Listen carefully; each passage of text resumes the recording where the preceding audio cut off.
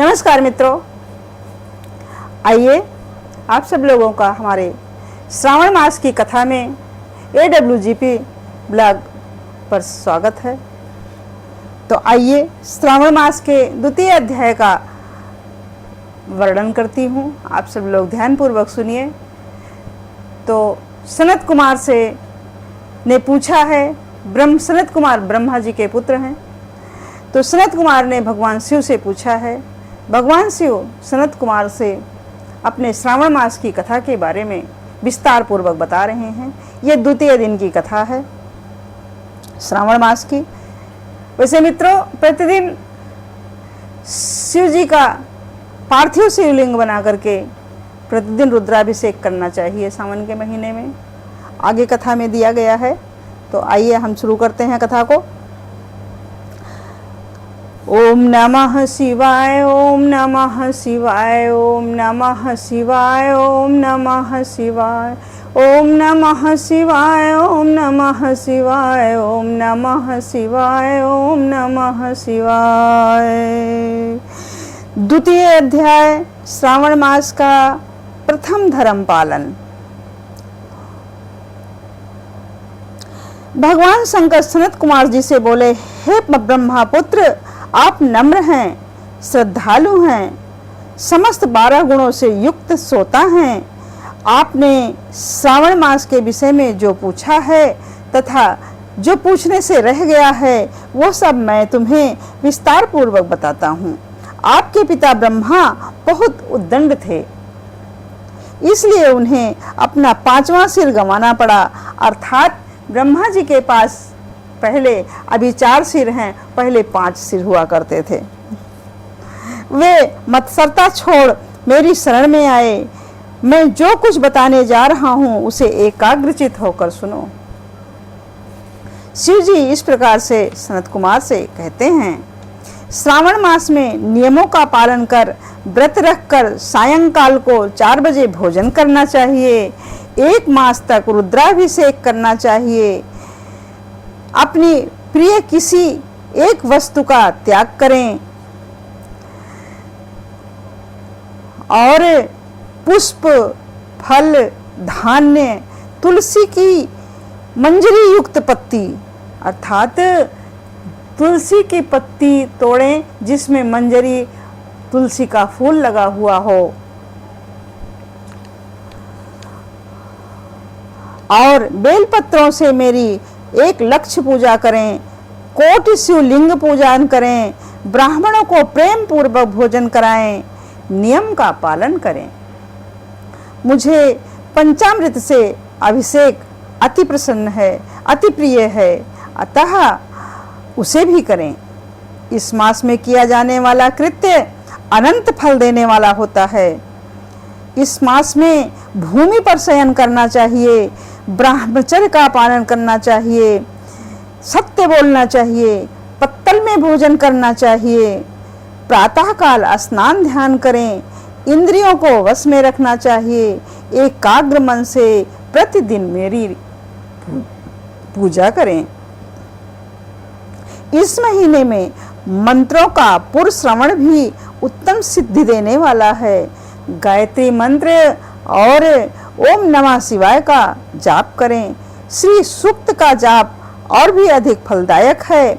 ग्रह यज्ञ, कोटि होम, लक्ष्य होम तथा आयुत होम करने पर सद्य फल मिलता है और मनोवांछित फल का प्राप्त होता है। जो प्राणी इस महीने में 1 दिन में भी व्रत को छोड़ देता है वो महाप्रलय तक घोर नरक में रहता है। मुझे श्रावण मास से अधिक कोई और भी मास प्रिय नहीं है। इस प्रकार से भगवान शिव कहते हैं सनत कुमार से कि श्रावण मास से अधिक, श्रावण अर्थात सावन मास से अधिक मुझे कोई भी मास प्रिय नहीं है। मास माने महीना।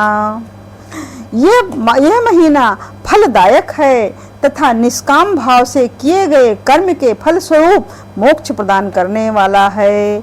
हे सनत कुमार, इस मास में करने योग्य जो धर्म कहे गए हैं उन्हें ध्यान पूर्वक सुनो। रविवार को सूर्य का व्रत करना चाहिए।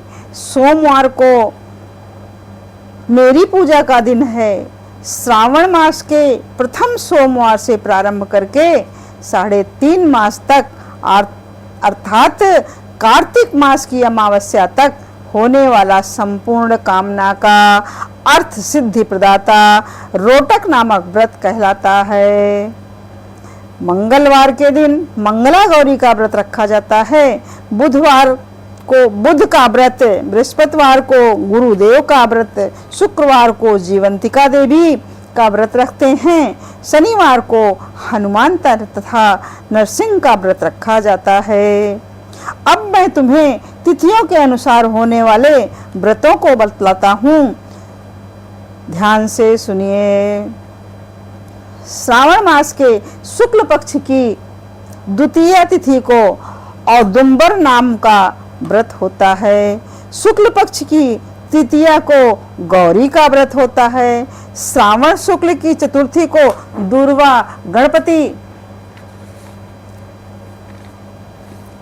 नामक व्रत होता है। इसे विनायक चतुर्थी भी या गणेश चौथ का भी व्रत कहते हैं। श्रावण शुक्ल पंचमी को नाग पूजन का व्रत रखा जाता है। श्रावण शुक्ल षष्ठी के दिन सुपोदन व्रत रखा जाता है। श्रावण शुक्ल सप्तमी को शीतला देवी का व्रत रखा जाता है। अष्टमी को अष्टमी और चतुर्दशी तिथि में देवी का पवित्रारोपण करना चाहिए। श्रावण मास की कृष्ण तथा शुक्ल पक्ष की नवमी को नक्त व्रत का विधान है। शुक्ल पक्ष दशमी को आशा नामक व्रत किया जाता है। कोई कोई मनुष्य श्रावण मास की दोनों पक्षों की शुक्ल और कृष्ण की एकादशी को आशा व्रत करते हैं। श्रावण शुक्ल पक्ष की द्वादशी को भगवान विष्णु का पवित्रारोपण करना कहा गया है। इसलिए इस तिथि को भगवान श्री हरि का श्रीधर नाम से अर्चन उत्तम गति प्रदान करता है। श्रावण शुक्ल पक्ष पूर्णिमा को उत्सर्जन, उपाकर्म, सभादीप, रक्षाबंधन, श्रावणी कर्म, सर्पबलि तथा हयग्रीव जयंती मनाई जाती है। हयग्रीव भगवान का अवतार माना गया है। उपरोक्त 7 व्रत श्रावण शुक्ल पूर्णिमा को मनाए जाते हैं। श्रावण कृष्ण चतुर्थी को संकट चतुर्थी, जिसे आम भाषा में सकट चौथ कहते हैं, तथा कृष्ण पक्ष की पंचमी को मानव कल्पादि व्रत रखा जाता है। श्रावण कृष्ण अष्टमी को भगवान विष्णु ने श्री कृष्ण नाम के से 16 कलाओं से युक्त अवतार लिया था। उस दिन व्रत तथा महोत्सव मनाया जाता है। श्रावण मास की अमावस्या को पिठोरा व्रत का विधान है। इस दिन कुशोत्पादन करें और वृषभों की पूजा करें। श्रावण शुक्ल पक्ष में की प्रतिमा से लेकर समस्त तिथियों के अलग अलग देवी देवता हैं।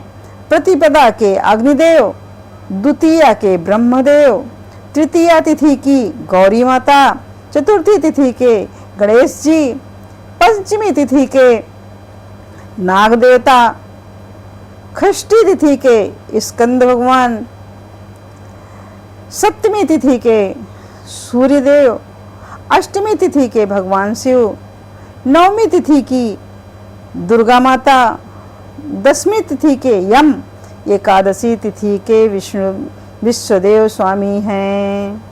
द्वादशी तिथि के श्री हरि, त्रयोदशी तिथि के कामदेव, चतुर्दशी तिथि के शिव और पूर्णिमा के स्वामी चंद्रमा भगवान हैं।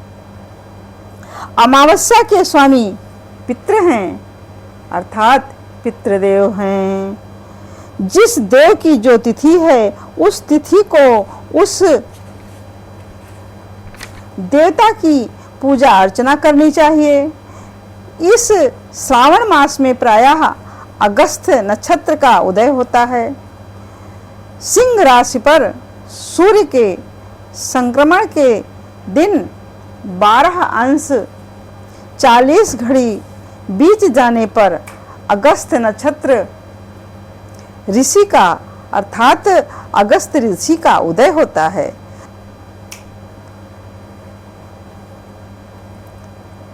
सिंह राशि पर सूर्य के संक्रमण के दिन से 12:40 बीत जाने पर अगस्त नक्षत्र अगस्त ऋषि का उदय होता है। अगस्त ऋषि को 7 दिन पहले ही अर्घ देना शुरू कर दें। 12 महीनों में सूर्य भगवान अलग अलग नाम से प्रज्वलित होते हैं। श्रावण मास में गर्भास्थ नाम से प्रज्वलित होते हैं, इसलिए श्रावण मास में भक्ति पूर्वक सूर्य देव की पूजा करनी चाहिए। श्रावण मास में साग का त्याग करना चाहिए।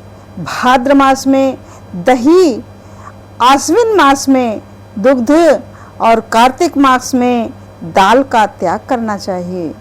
यदि कोई भक्त यह संपूर्ण विधान करने में समर्थ हो तो उसे सभी मनोवांछित फल की प्राप्ति होती है।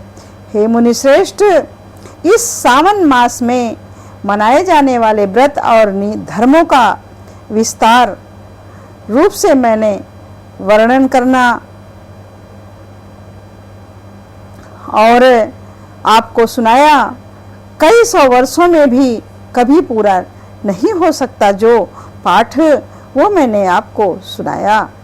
भक्तजन मेरे या श्री हरि के प्रीत्यर्थ संपूर्ण व्रत करें। इस प्रकार से श्रावण मास के द्वितीय दिन की कथा का समापन होता है। तो आइए थोड़ा सा शिव जी का जप करें। ओम नमः शिवाय, ओम नमः शिवाय, ओम नमः शिवाय, ओम नमः शिवाय, ओम नमः शिवाय, ओम नमः शिवाय, ओम नमः शिवाय, ओम नमः शिवाय। हर हर महादेव, शिव शंभो।